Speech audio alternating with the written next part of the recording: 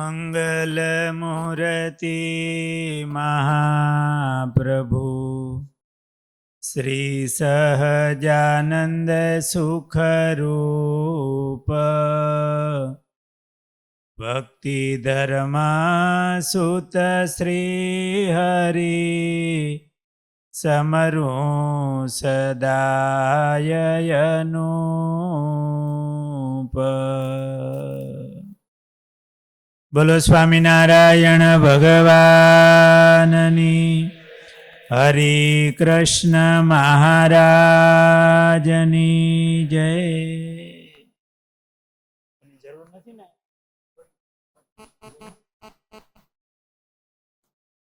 પૂજ્ય સંતો, સર્વે વહાલા હરિભક્તો, વહાલા વિદ્યાર્થીઓ, જેરામ બ્રહ્મચારી મહારાજ એમના પ્રસંગોની આપણે કથા કરીએ છીએ. આ જેરામ બ્રહ્મચારી ખૂબ સેવાભાવી હતા. સત્સંગી જીવનના 3જા પ્રકરણમાં 2જા અધ્યાયમાં શતાનંદ સ્વામીએ એવો ઉલ્લેખ કર્યો છે કે જયાનંદ વર્ણી શ્રી હરિના વસ્ત્રો ધોવાની સેવા કરતા. શ્રીજી મહારાજની સેવામાં તો કેટલા સંતો ભક્તો આમ રાહ જોતા હોય. ની સેવા કોને મળે?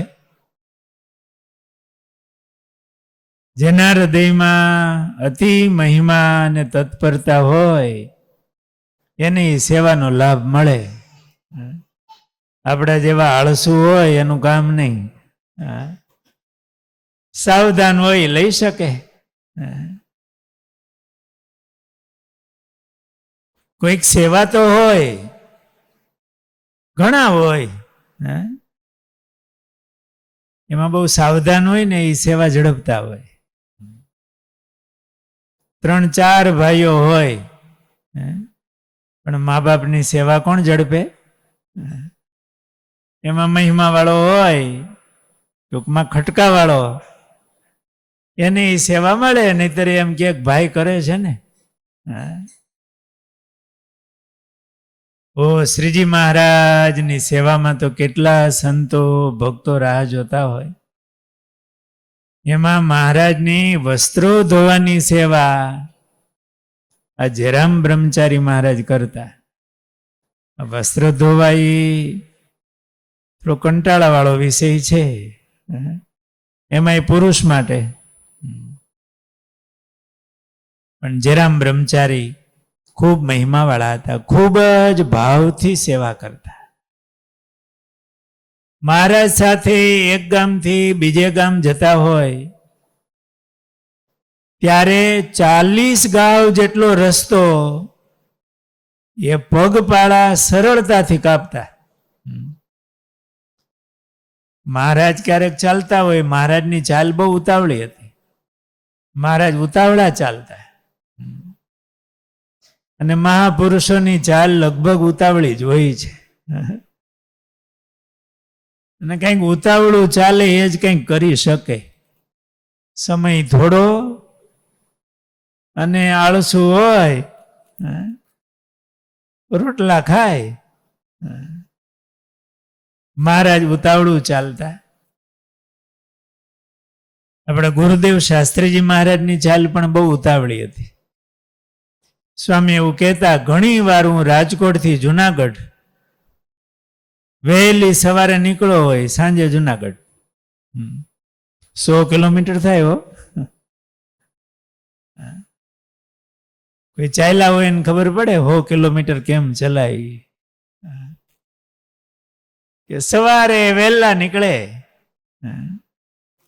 એ બપોરના 3 વાગે 2-3 વાગે જેતપુર પહોંચી જાય. ત્યાં મંદિર, ત્યાં ઠાકોરજી જમાડે, પાછા ચાલતા થાય અને જુનાગઢ રાતના 9-10 વાગતા પહોંચી જાય. સ્વામી કે એકવાર જોડમાં ભેળો હોય બીજી વાર ન હાલે. અમારે પાછું જોડ વિના ચલાય નહીં ને. મહારાજની ઉતાવળી ચાલ. અને મહારાજે પદયાત્રા તો બહુ કરી.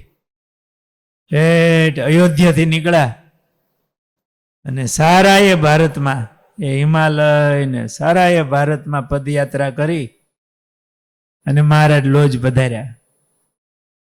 ત્યાર પછીના ચરિત્ર પ્રસંગો પણ ઘણા.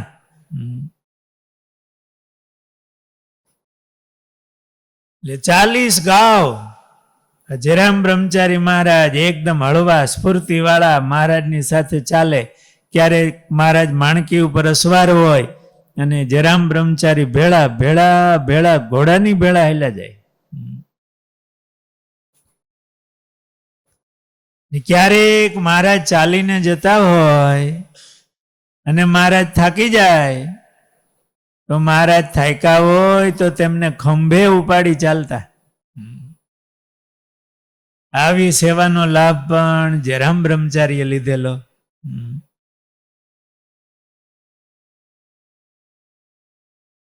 એકવાર મહારાજ સાથે સરવઈ ગામ પધાર્યા.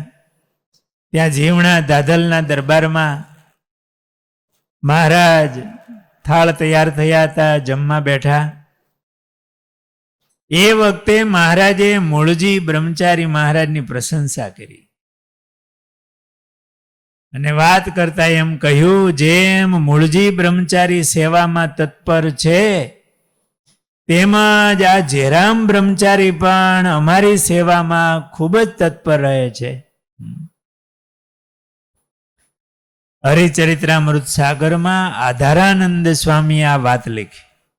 મહારાજે જે વાત કરી કે આ જેરામ બ્રહ્મચારી એમને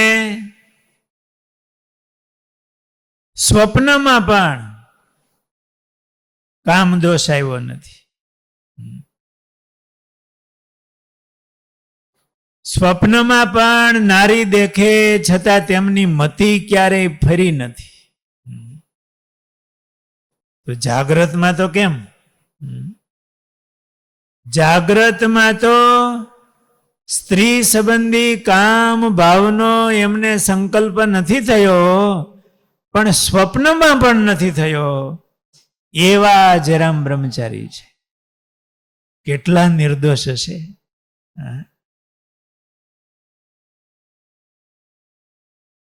મૂળજી બ્રહ્મચારી શુદ્ધ છે તેવા જ જરામ બ્રહ્મચારી પણ શુદ્ધ છે.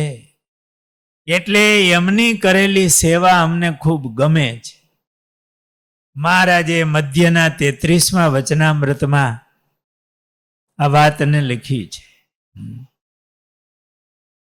એક નિષ્કામી વર્તમાન દ્રઢ હોય તો તેને આ લોકમાં તથા પરલોકમાં કોઈ ઠેકાણે ભગવાનથી છેટું રહે નહીં. તુલસીદાસજીએ પણ લખ્યું છે, પરધન પથ્થર માનીએ પર સ્ત્રી માત સમાન, ઇતને સે હરી ના મિલે તો તુલસીદાસ જમાન. તુલસીદાસજી એવું કીધું કે એનો હું જામીન થાવ કે પર ધન પથ્થર માનીએ. પારકું ધન છે એને પથ્થર સમાન માને. ક્યારેય અણહકનું 5 પૈસા એ પોતાના ઘરમાં રાખે નહીં. પરધન પથ્થર સમાન. આપને પારકું એમને મળ્યું હોય તો રસ્તે જતા કોઈનું ઘરેણું પડી ગયું હોય અને વગડો હોય, કોઈ જોતું ન હોય તો લઈ લેવાનું મન થાય કે નહીં? ઠીક છે, કોઈનું હોય અને પહોંચાડવા માટે લે તો વાત જુદી, પણ એને ઘરમાં રાખી લેવાનું મન થાય.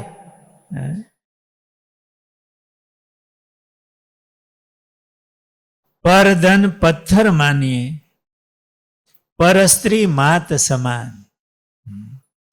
પરિણા એ પત્ની, એ સ્ત્રી, બાકી કોઈ સ્ત્રી હોય તો એ માં, બેન અને દીકરીની ભાવના.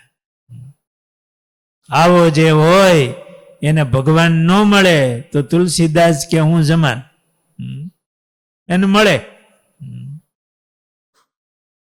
અને મહારાજે પણ આમાં મધ્યના 33મા વચનામૃતમાં કીધું કે એક નિષ્કામી વર્તમાન દ્રઢ હોય તો તેને આ લોકમાં તથા પરલોકમાં કોઈ ઠેકાણે ભગવાનથી છેટું રહે નહીં. અને અમારે પણ તે ઉપરથી કોઈ દિવસ હેત ઓછું થાય નહીં. અને એવા હતા ને બે મૂળજી બ્રહ્મચારી અને જયરામ બ્રહ્મચારી, એટલે મહારાજે એમને પોતાની સેવામાં રાખ્યા હતા. મહારાજ કે જેવા હોય તેના હાથની કરી સેવા અમને બહુ ગમે છે.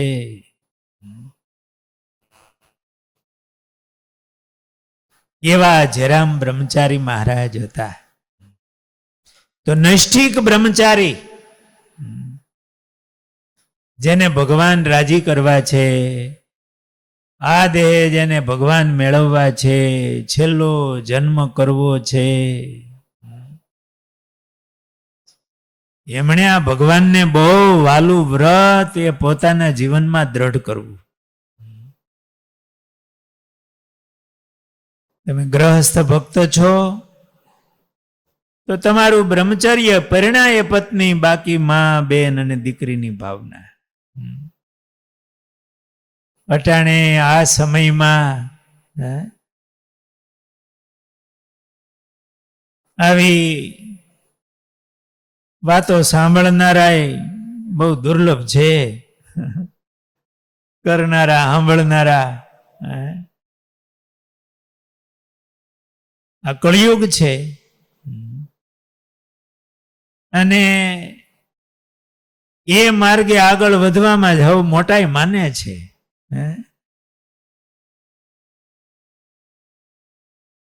પોતાના અંગોનું પ્રદર્શન અને મનમાં આવે એમ વર્તવું.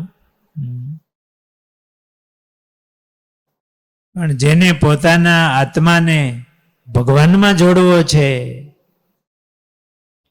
એને આંખ અને કાન એ નિયમમાં રાખવા જોઈએ.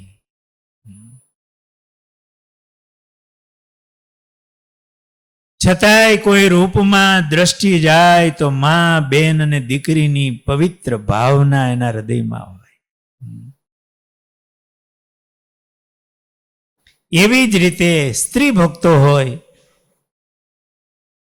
તો પરિણા એ પુરુષ, બાકી કોઈ પુરુષ હોય તો એમાં બાપ, ભાઈ અને દીકરાની ભાવના હોય. અને મર્યાદાનું પાલન કરે તો એમના હૃદયમાં ભગવાન આવે, ભગવાનનું ધ્યાન થાય. નહીતર ન જોવાના રૂપ અને એમાં હરતા ફરતા ફરે તો એમને ભગવાનનું સ્મૃતિ, ભગવાનનું ધ્યાન કેવી રીતે થાય? એટલે ભગવાનથી છેટે ન રહેવું હોય તો એમણે આ વર્તમાનને દ્રઢ કરવું અને મન ભગવાનમાં રાખવું. મહારાજ જમતા જમતા એવી વાત કરી આ સરવૈ ગામમાં કે જેવા મૂળજી બ્રહ્મચારી નિષ્કામી છે એવા જ આ જયરામ બ્રહ્મચારી પણ નિષ્કામી છે. ને એમની સેવા કરેલી અમને ખૂબ ગમે છે. એ ખૂબ સેવા ભાવી હતા. આ આપણા વડીલો, આવા મહાપુરુષો, એમના જીવન પ્રસંગો આપણે સાંભળીએ, એમના પ્રત્યેનો આપણો આદર ભાવ, મહારાજનો એમાં રાજીપો,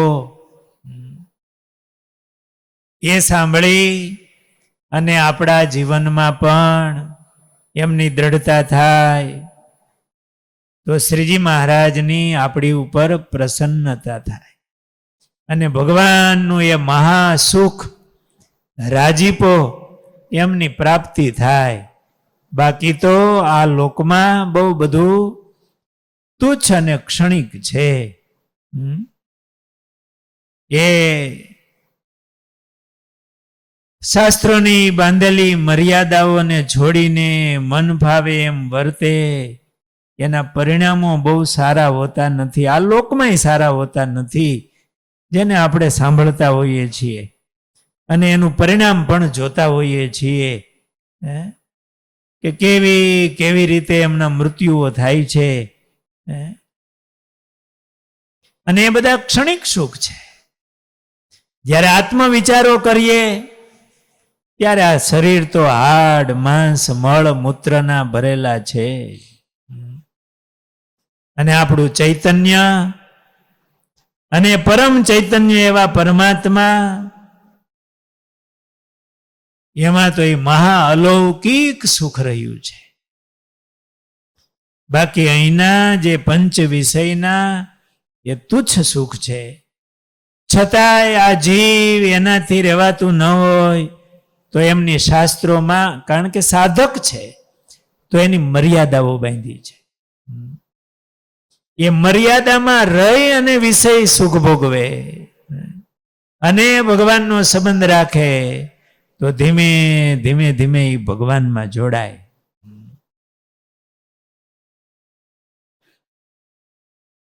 તો આજેરામ બ્રહ્મચારી એવા નૈષ્ઠિક બ્રહ્મચારી હતા. મહારાજ એમની ઉપર ખૂબ રાજીપો હતો. એમના પ્રસંગની આપણે વાત કહી.